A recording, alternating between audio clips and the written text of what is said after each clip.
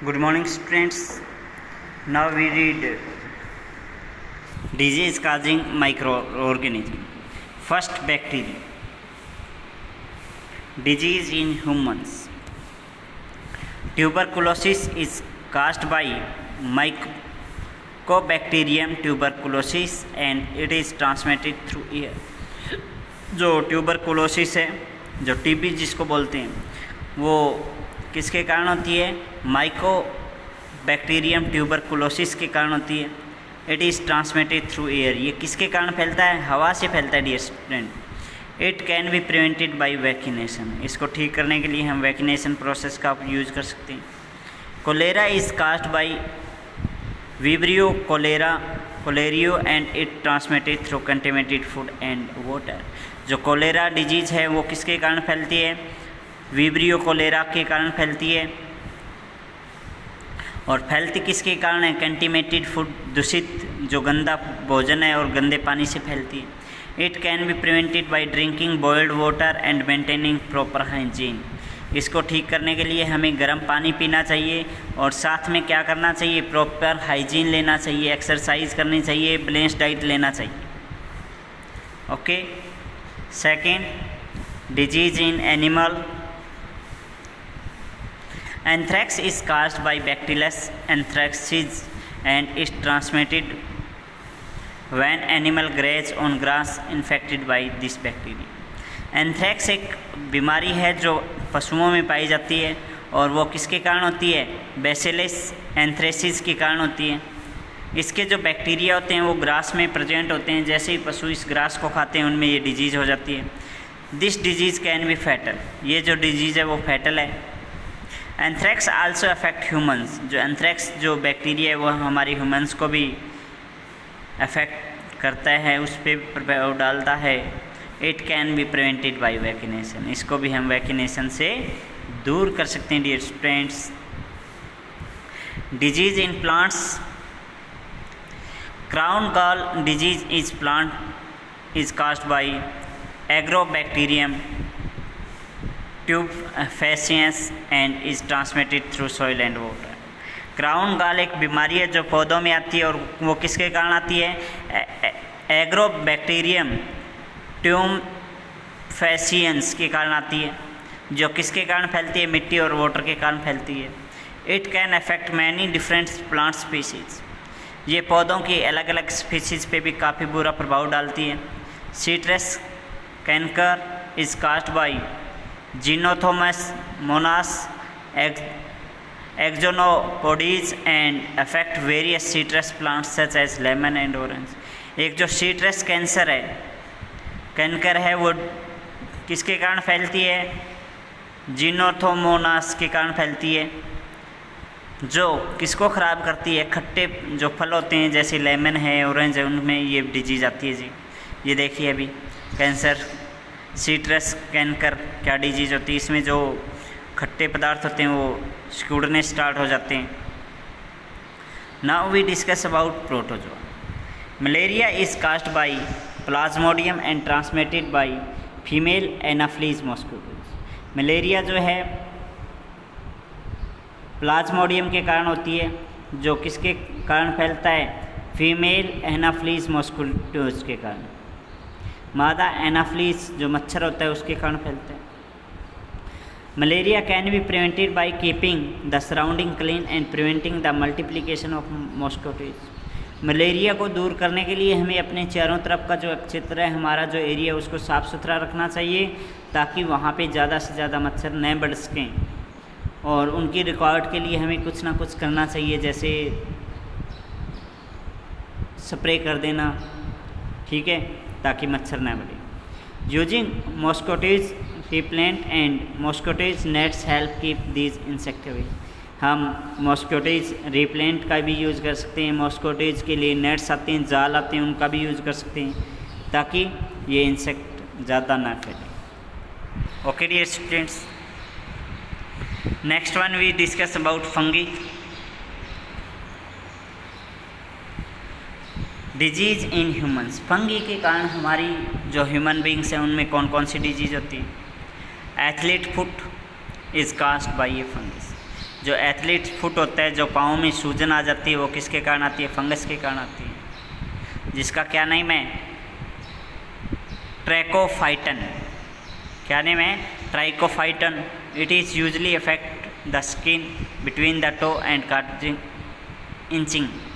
It usually affect the skin, ये हमारी चमड़ी को प्रभाव डालती है। बिटवीन द टो, घुटनों के बीच में, एंड काज इंचिंग, और उस पर क्या आती है? इंचिंग होती है, खाजें आती हैं, वो सूज जाती हैं। Athlete foot is transmitted through direct contact with infected person. जो एथलीट फुट आती है वो किसके कारण आती है? डायरेक्ट, मान लो किसी व्यक्ति की एथलीट फुट है, उसके आप डायरेक्ट कंटेक्ट में आएंगी तो ये फैलती है। This can be prevented by maintaining hygiene and by avoiding direct contact with infected person. इसके बचने के लिए आपको एक प्रॉपर हाइजीन लेने की ज़रूरत है, और बचना है आपको किससे?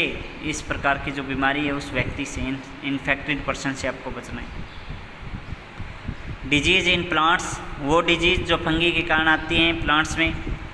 Black stem rust of wheat, गेहूं का काला होना, is caused by the fungus puccinia graminis. जो गेहूं काली होती है वो फंगस के कारण होती है, और कौन सी फंगस के कारण होती है? प्यूकिनिया जर्मेनियस के कारण होती है। Plants affected by this fungus usually produce fever grain. इस प्रकार के जो प्लांट्स होते हैं उनमें जो दाने आते हैं ना वो कम गिरते हैं। This disease is transmitted through air and infected seed. ये जो डिजीज़ है वो हवा के कारण या फिर इन्फेक्टेड सीड के कारण फैलती है। It can be prevented bye planting Reichstag varieties of crop and bye spraying the plants with chemical that kill the microbes. इसको बचाने के लिए हमें ऐसी बीजों का सिलेक्ट करना चाहिए जिनमें ये बीमारी कम आती हों, या फिर हमें क्या करना चाहिए? केमिकल्स का स्प्रे करना चाहिए जो इस प्रकार के माइक्रोब्स को क्या कर देता है? डिस्ट्रॉय कर देता है dear students. Okay. Virus disease in human, measles is caused by paramyxo virus and transmitted through sneezing and coughing. Measles जो है वो एक वायरस के कारण होती है, और कौन सा वायरस? पैरामाइट जो वायरस के कारण, जो किसके कारण फैलता है? स्नीजिंग और कफिंग के कारण, छींकने और खांसने के कारण। Polio is caused by polio virus and transmitted by eating food contaminated by excreta of polio patient. Polio एक जो बीमारी है वो पोलियो वायरस के कारण फैलती है, and is transmitted by eating food contaminated by excreta of polio patient. जो कैसे फैलती है?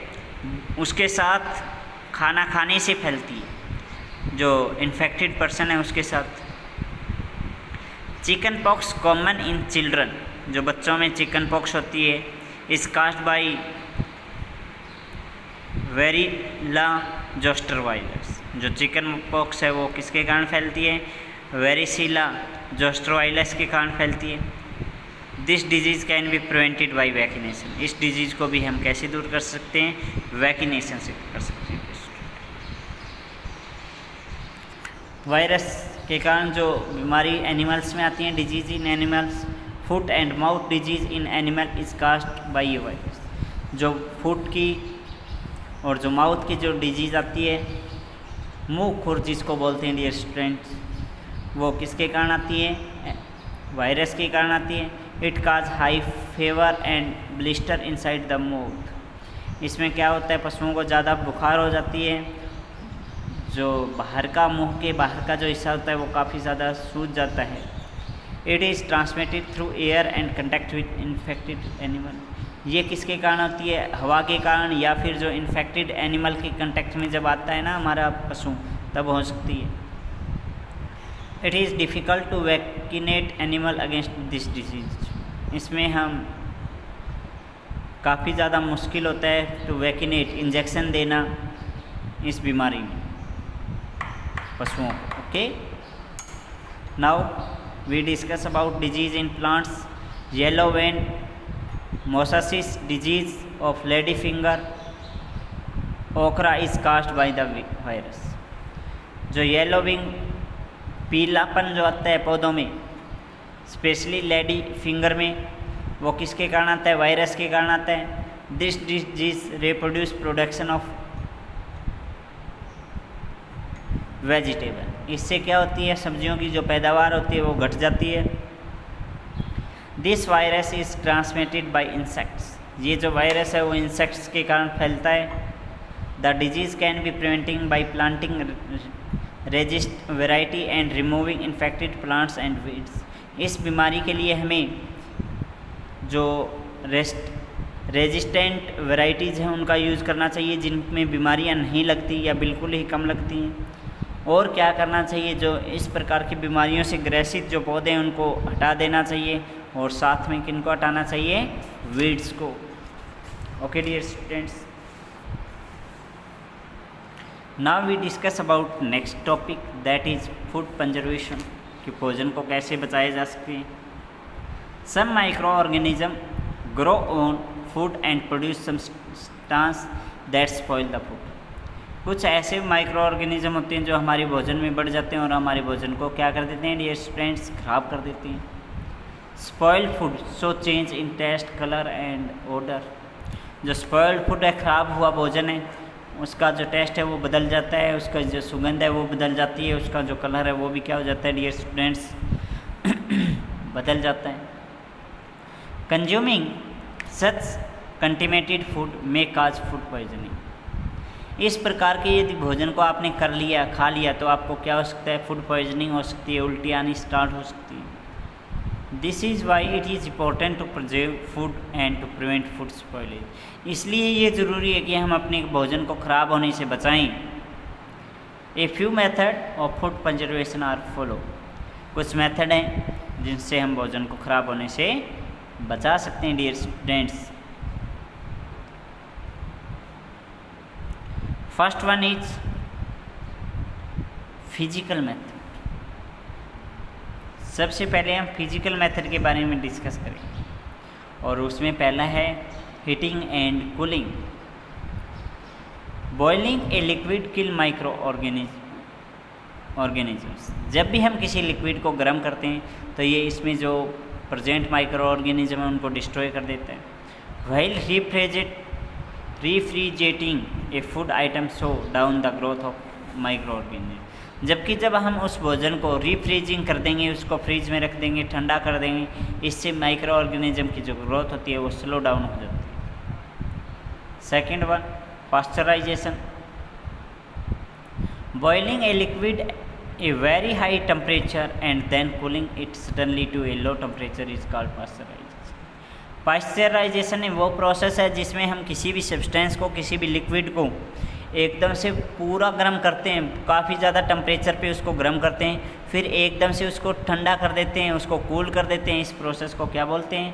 पास्चराइजेशन बोलते हैं dear students. This method is conservation was invented by Louis pasture.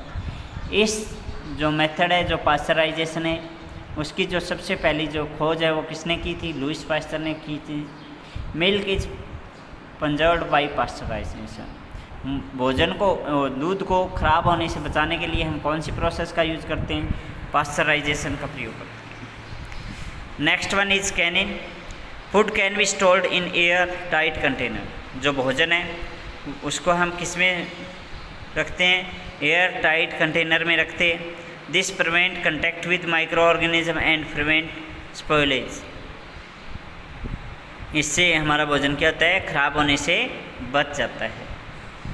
Okay dear students, next is chemical method. In this method some chemicals are added a food conservatives to control the growth of micro organism. Chemical method में हम भोजन में कुछ chemical डालते हैं जिससे भोजन को खराब होने से बचाया जा सकते हैं, जैसे salt, sugar and edible oil are the common conservatives. जैसे साल्ट है, शुगर है, कुछ एडिबल ऑयल्स हैं उनका।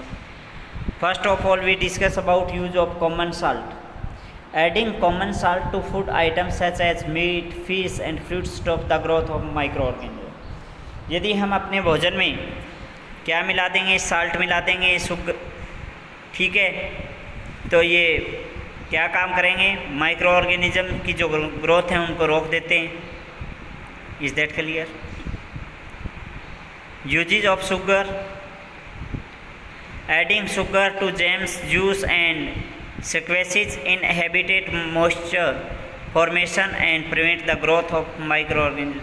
यदि कुछ ऐसे फूड होते हैं जिनमें हम शुगर मिला देते हैं, जैसे जैम्स मिला दें, जूस में मिला दें, तो ये भी क्या करता है, उनको ख़राब होने से बचा देता है. Okay dear students.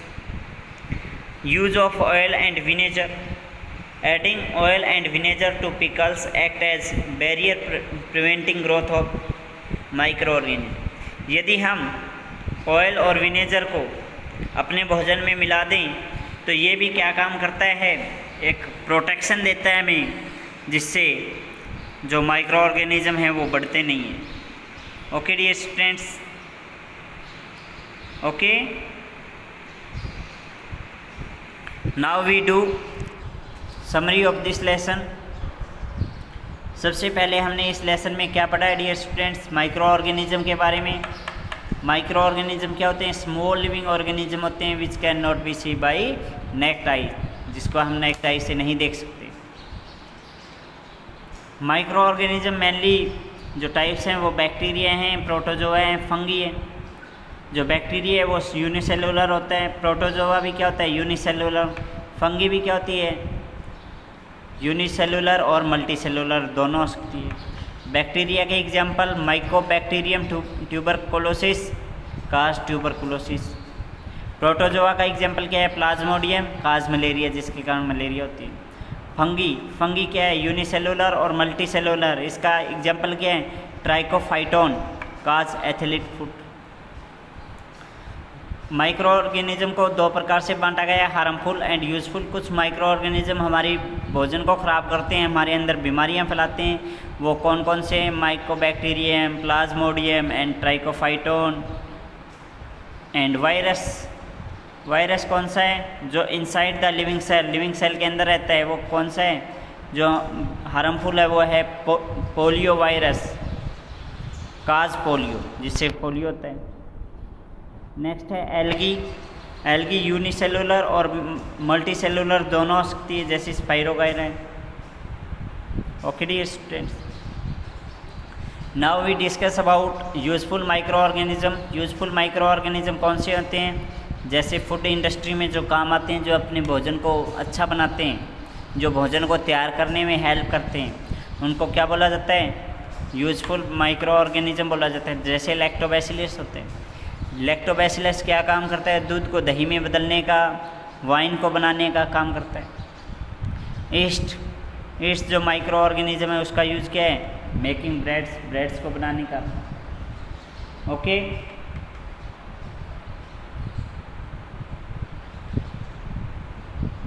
Second,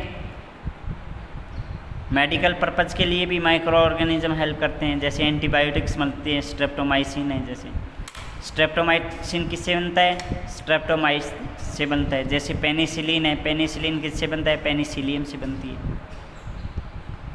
vaccines, preparation of disease causing micro organism in its dead और weakened form stimulate the production of antibody. Vaccine क्या है, वैक्सीन एक वो प्रोसेस है जिसमें हम माइक्रो ऑर्गेनिज्म जो हमारी बॉडी में होते हैं उनको या तो डिस्ट्रॉय कर देते हैं या उनकी ग्रोथ को रोक देते हैं. ओके, क्लीनिंग द इन्वायरमेंट, कुछ ऐसे माइक्रो ऑर्गेनिज्म जो होते हैं वो हमारे इन्वायरमेंट को क्लीन रखते हैं, साफ़ सुथरा रखते हैं. कैसे, डीकम्पोजर का काम करके. कुछ माइक्रो ऑर्गेनिज्म किसका काम करते हैं, डीकम्पोजर का. और डीकम्पोजर क्या होते हैं, डीकम्पोजर वो सब्सटेंस होते हैं, वो थिंग्स होती हैं जो डीकम्पोजिशन में हेल्प करती हैं. Decomposition of organic matter such as rhizopus and mucor. जो माइक्रो ऑर्गेनिज्म जो हैं ऑर्गेनिक मैटर कौन कौन से हैं, राइजोपॉस और म्यूकर. इंक्रीजिंग सॉइल फर्टिलिटी, कुछ माइक्रो ऑर्गेनिज्म ऐसे हैं जो मिट्टी को उपजाऊ बनाते हैं, उसकी फर्टिलिटी को इंक्रीज करते हैं. Conservation of nitrogen into nitrates, जो नाइट्रोजन है उसको नाइट्रेट्स में बदल देते हैं. Nitrates bye biological nitrogen fixer, जैसे राइजोबियम और नोक्टस जो हैं वो क्या काम करते हैं डियर स्टूडेंट, सॉइल फर्टिलिटी को बढ़ाने का काम करते हैं. Is that clear?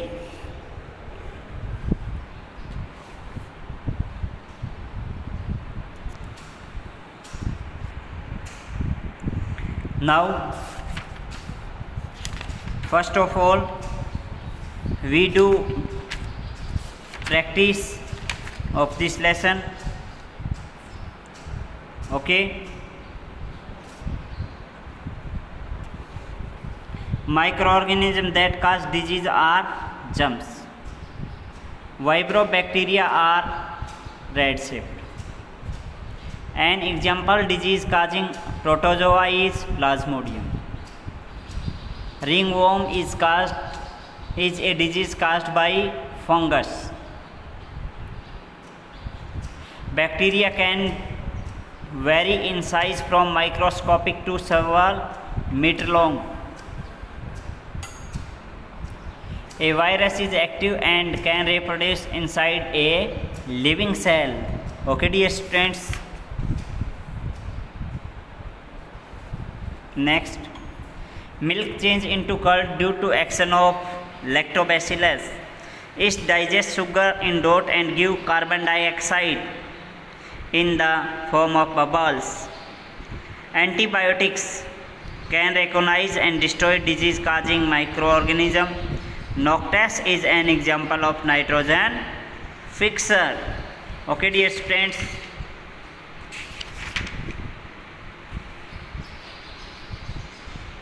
Tuberculosis is transmitted through air. Citrus cancer disease in plants cause Agrobacterium tumefaciens. Athlete foot is caused by fungus. Foot and mouth disease occurs in animal and cause high fever and blister inside the mouth. Milk is sponsored by pasteurization. Is that clear, dear students?